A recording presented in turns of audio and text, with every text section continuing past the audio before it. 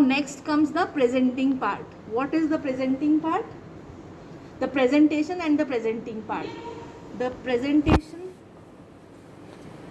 presentation is the part of the fetus which is occupying the lower part of the uterus. So if it is like this, what is occupying the lower part of the uterus? It is the fetal head. So it is a cephalic presentation. Whereas when it is the breech presentation, the lower part of the uterus is occupied by the breech. So it is the breech presentation.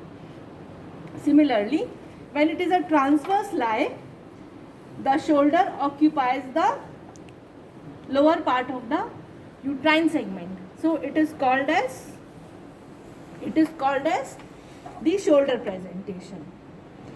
Now, what is the difference between presentation and the presenting part? This is the broad area.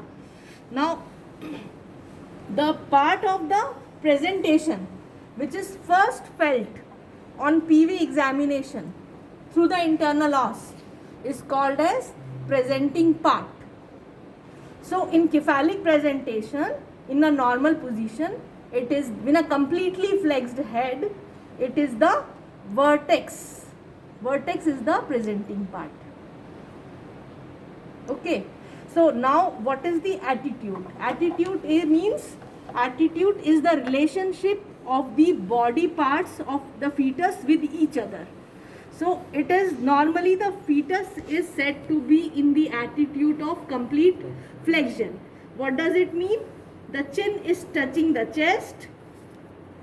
The head, the arms are over the chest like this.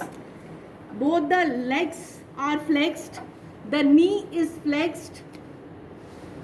And the thigh is flexed over the abdomen. So this is the attitude of complete flexion, where the fetus is.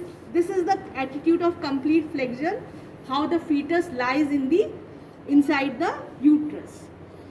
So this is attitude, and as the head deflexes, this is abnormal condition. The different diameters of presentation are there, which we will discuss as it is in the occipito-posterior position, deflexed head, face presentation, brow presentation. So this head keeps on extending. So the diameter of presentation also increases, and this makes the mechanism different from the normal mechanism.